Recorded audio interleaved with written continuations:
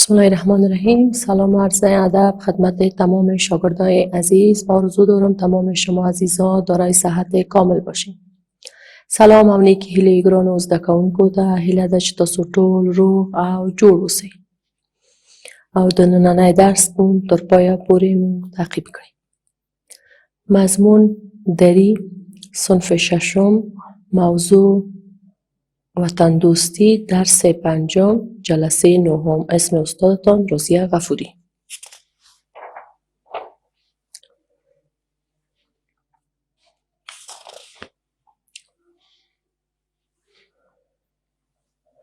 خوب شاگردای عزیز، و درس پنجم هستیم که عنوان درس ما شما چی است؟ وطن دوستی. بسیار یک کلمه پاک و مقدس که ما شما کل ما با این کلمه آشنایی داریم و کل ما شما وطن عزیز خود را دوست داریم. و همیشه دعا میکنیم که وطن عزیز ما در صلح و در امن باشه. خب هدف از این درس ما شاگردای عزیز چی است؟ هدفش چی است که متن را روان بخوانند، بنویسند، وطن دوستی را بدانند و از کلمه ها، جمله ها بسازند. ګرانو زده کوونکو، د نننی درس موخه مو څه ده؟ چې شاګردان د متن ولولي، ولیکي، د وطن دوستي په مفهوم پوه شي او دا کلمې چې دلته درکړل شوي دي تاسو ټولو ته یې جمله جوړولی شئ. ګرانو زده کوونکو، نننی درس مو چې عنوان وطن دوستی دی په 2 ورځو کې دا مونږ تاسو ته وایو چې نیمې نن او نیمې بله ورځ ده. بسیار خوب. از روی برتان یک بار میخوانم. اولتر از همه برام بگوین که در تصویر که در اینجا وجود داره شما چی را میبینین؟ من مطمئن هستم که کل شما عزیزان میگین که این تصویر نقشه افغانستان عزیز است و با این رنگایی که این نقشه دیزاین شده، این رنگای چی است؟ بیرق ماست. بیرق ما چی رنگ داره؟ سیاه، سرخ و سبز. این 3 رنگ بسیار مقبول رنگ بیرق ما شما است. برای پیشرفت و آبادی وطن خود چی باید بکنیم؟ شما عزیزان، من مطمئن هستم که هر قسم جواب فعلا میتین که ما در لابلای درس براتون میگیم که کدام کارها را باید ما انجام بدیم تا باشه که وطن عزیز خود آباد و با صلح و صمیمیت بگردانیم. انشالله که صلح بیاید. خوب، یک دفعه از روی براتون میخوانم، باز بعد از او به زبان پشتو هم براتون معنا میکنم و به طرف لغت‌ها و دیگه موضوعاتش میریم. وطن دوستی. وطن خانه مشترک همه ماست.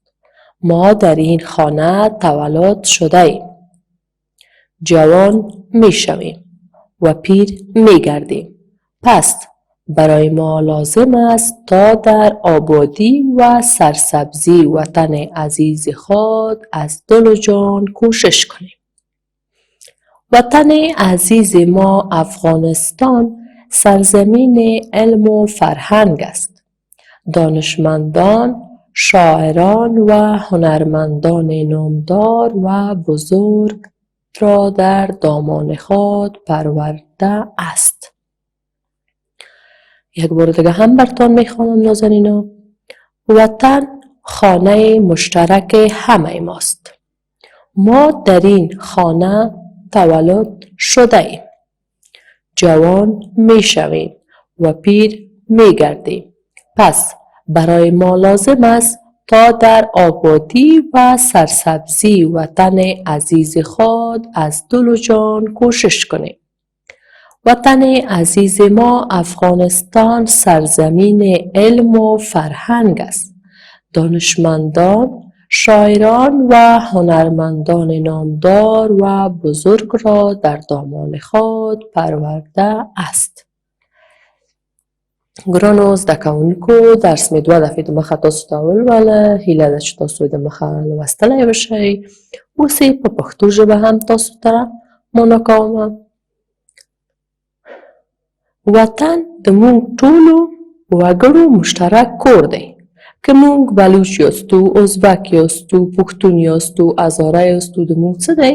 مونږ ټول منځ کې ورونه یو او دا وطن د مونږ د ټولو مشترک کور دی. چې مونږ په دې خاوره کې زیږېدلي یو او همدې خاوره کې ځوانېږو او بالاخره زړېږو. پس موږ ته چای دی لازم و ضروري ده تر څو چې د خپل د وطن په آبادي کې او سرسبزي کې ونډه واخلو، تر څو چې د دل و جان نه کار و کوښښ وکړو تر څو چې د موږ وطن آباد او سمسور شي. د موږ ګران هیواد افغانستان د علم و فرهنګ ځای دی چې ډېر شاعران، هنرمندان چې ډېر غټ غټ نومونه لري د خپله په لمنه کې لوی کړي دي. ګرانو زده کوونکو، تاسو پوهېږئ چې د موږ وطن ګران افغانستان چې د موږ د ټولو مشترکه کور دی، که موږ بلوچ یو، ازبک یو، هزاره یو، دغه ټول موږ منځ کې اصلا ورونه یو. موږ مسلمان یاستو نه؟ مسلمانان همیشه هر چېرته چې دي خاندي ورونه دي. بیا کله که د یوه وطن وګړي اوسېږي نو دلته په یوه مشترک ځای کې دوی ژوند کوي، دوی حتما خور او ورور ویل کېږي. موږ ته ضروري دا ده چې موږ همیشه د خپل د وطن د آبادۍ لپاره او سانسورتیا دپاره ډېر زیار وباسو. که تاسو غواړئ ګرانو ماشومانو، ګرانو زده کوونکو چې د تاسو وطن آباد او ښایسته اوسي، پکې صلح اوسي، همیشه باید موږ څه وکړو؟ هر یو هم د خپله وظیفه هم چې موږ ته راکړل کېږي په ډېره سمه توګه یې ترسره کړو. که تاسو زده کوونکي یاستئ، که چیرې یو زده کوونکی د خپل د مکتب درسونو ته پام وکړي، د خپل درس یې ووایي، په درسونو کې لایق اوسي او ادب و تربیه و نزاکت ولري، دا څه دی؟ دا نښانه ده د ښه وطن. او موږ کوشش وکړو هر یو د خپله په ځای کې د وطن ته خدمت وکړو. که تاسو کله همیشه د خپل درسونه وایئ، په درسونو کې کامیاب اوسېږئ، ښې نمرې اخلئ، دا نتیجه چی ده؟ بالاخره موږ امیدواره کوي چې افغانستان آینده ډېره ښه ده او دا وطن به آباد او سمسور کړئ، ځکه چې دا آینده د وطن د تاسو پر لاس کې ده. کله چې تاسو غټېږئ، هر یو رئیس جمهور، وزیر، ډاکټر، انجینر، یعنې هره وظیفې چې دي تاسو ته درکول کېږي، نو تاسو د همده اوس نه ډېر زیار و زحمت وباسئ تر څو چې د خپله کار او درس و هر چیش که ډېر صادقه اوسېږئ. شاگردای عزیز، ما شما میخواهیم که کل ما شما دوست داریم که وطن ما چی باشه؟ وطن ما آباد و سرسبز و بسیار مقبول باشه.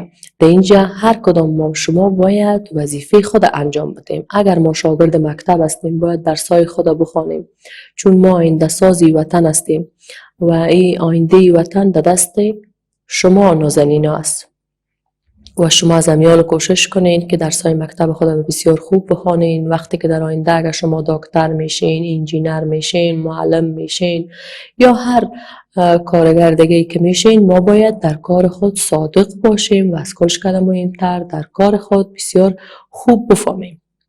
و از کجا شروع میشه؟ و از همین تهداب ما شما که از مکتب شروع میشه، از همینجا شخصیت سازی میشه. ما باید همیشه در هر کار و هر سایی که هستیم صادق باشیم و زیاد زحمت بکشیم تا باشه به وطن خود خدمت کنیم، چون در وطن عزیز ما این یک سرزمینی است که همیشه فرهنگ دوست و علم پرور است و بسیار زیاد دانشمندا، شاعرا و هنرمندای نامدار در این وطن به دنیا آمده، بزرگ شده که افتخارات ما شما هست. امروز شما هم کوشش کنید مثل امو اشخاص نامدار و نشاندار و اگر شاهد است میشین، یعنی هر کاری که میشین نام وطن شما از طریق شما روشن میشه. خوب عزیزان، چند عکس هست که براتون میخوایم نشان بدم.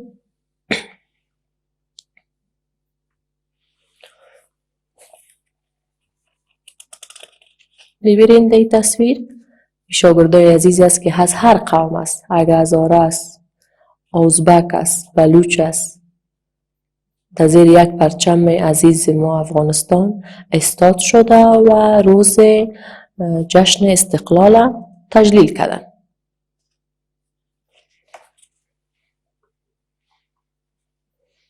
و این تصویر که شما میبینید بیرق عزیز ماست که پیشتر هم گفتیم بیرق ما چند رنگ داره؟ 3 رنگ داره: سرخ، سیاه و سبز.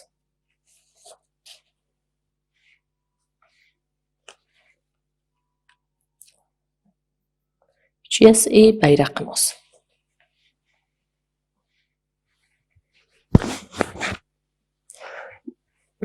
خب یک بار دیگه مفهوم درس براتون میخوانم تا این قسمت، باز بعد از او به روز بعدی باقیش میمانیم. خب این تصویر براتون گفتم که نقشه افغانستان است که به رنگ های بیرق عزیز ما تزیین شده است که 3 رنگ است: سیاه، سرخ و سبز. گفتیم که وطن چی است؟ خانه مشترک همه ماست. دمونگ وطن چه ده؟ دمونگ مشترک کور ده چې مونږ په ده هیواد کې زیږیدلي یو، ځوانیږو او بالاخره زړیږو. نو مونږ ته ډیره ضروري او لازمي دا ده چې د خپل د آبادي په وطن او سرسمتیا کې ډیره ګډ اړینه برخه واخلو. یعنی د زړه نه ډیر کوښښ وکړو چې د خپل وطن آباد کړو. چې دا وطن چای دی؟ د علم و فرهنګ ځای دی.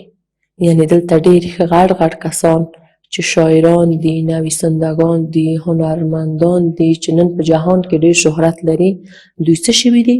دوی په همدغه وطن کې پیدا شوي دي، بالاخره غټ شوي دي. او مونږ تاسې هم باید همیشه کوشش وکړو چې د دغه وطن نوم و تاریخ همیشه سرلوړ وساتو. شاگردای عزیز، ما باید همیشه کوشش کنیم که نام وطن خود همیشه بلند نگه داریم و به می کوشش و زحمت و تلاشی که ما شما می کنیم انشالله وطن خود به طرف پیشرفت و ترقی می بریم.